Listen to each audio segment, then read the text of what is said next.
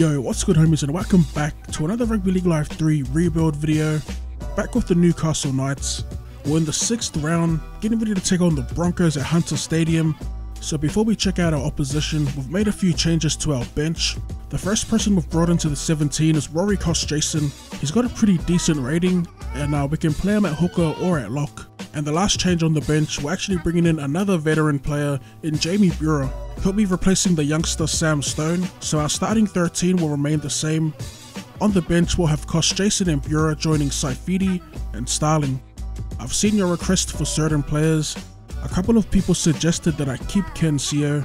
Now the question is, when Alex Johnston returns, who should he replace? It's really just a toss-up between two players, and that's Peter Matautia and Nathan Ross. I also saw a few suggestions on a couple of players that I should buy once the market opens, Latrell Mitchell in particular, so hopefully he's available. Alright, so on to our opponent.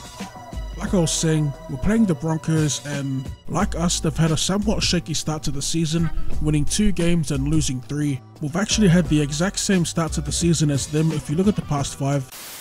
Alright, as we get into the game here, looking at their squad, they've got Boyd at the back, Kahu and Oates on the wings, Monga and Roberts in the centres, a nice halves pairing with Milford and Marshall, Gillett, Maguire and Thaiday make up the back row. In the front row they got Blair, McCulloch and Molo, and on the bench they got Pangai Jr., Sims, Hunt and Glenn.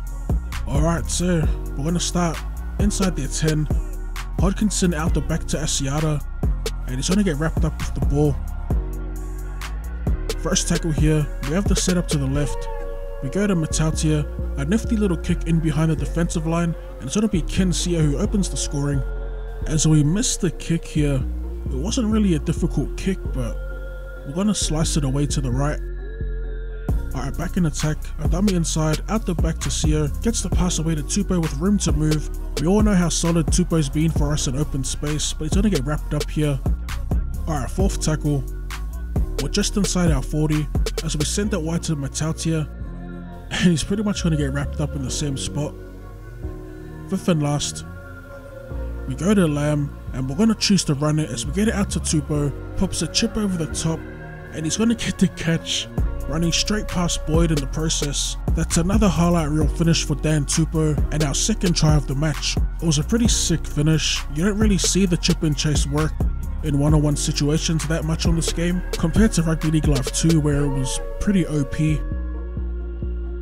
Alright, as we get back to the Broncos in attack, and we're going to give away a tackle, penalty rather. Lucian gets pinged for a high tackle, so they work their way inside our 10. On the last here as they put up the high ball, it's a little deep, but it's going to be James Roberts who comes down with it to score their first try of the game. Benji taking the conversion here, and he's going to slot the 2 points. Still trailing by 4 as we head into the break. Looking at the halftime stats, we were pretty dominant for a majority of the first half until that Lucian penalty, which eventually led to a try. Although we've scored 2 tries, the Broncos defense has been pretty solid for the most part. They've made single-digit missed tackles, so that's always a good sign. As they quickly spread the ball to Kahu on the wing. Ross overruns his assignment and Kalen Pong is sitting on the try line for some reason. We just gave Kahu way too much space. By the time I took control of Ponga, he was behind the line and Kahu was over. As Benji Marshall misses the kick from pretty much where we missed the kick in the first half. Alright, back in attack, a nice bit of play here between the forwards, and it's going to be Starling taking the tackle.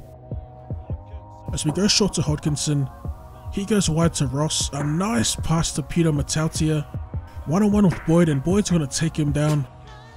It's a nice little offload by Nathan Ross as we get it inside to Ponga, and finally he delivers with a beautiful run. The young gun Kalen Ponga stepping his way through traffic, and he whacks Boyd at the back to top it off as we slot the kick from right in front, now with a 6-point lead. Alright, approaching the 70th minute mark, Boyd off the break, and he's going to get wrapped up by Ponga at the back, inside our 30, with a bit of momentum. Pangai's he's going to get around Asiata, a terrible attempt there by Asiata. We were offside, but I should have just taken the penalty there, as Marshall converts, and that eventually sends us into extra time. Alright, so we're about 2 minutes, actually a minute into the extra time period, and on the last tackle, Darius Boyd drops it cold. Decent field position for us. We only got, what, 60 meters to go. 5 tackles remaining. 4 right now. as we go wide to Hodkinson, fends off one, and he's actually going to get held down in a silly penalty given by the Broncos. Alright, so after a decent touchfinder, we're going to take one more settler before we get into position for a field goal. Starling takes the tackle on the 10, Lamb drops back. As we send it to Lamb, from right in front, 20 out. As easy as they come, Brock Lamb slots the kick, and we are going to walk away with our third victory of the season. It was a pretty decent game, back and forth, could have went either way.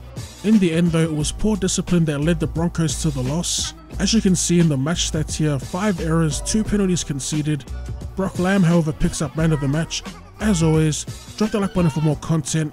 Thank you for tuning in, and I'll see you later.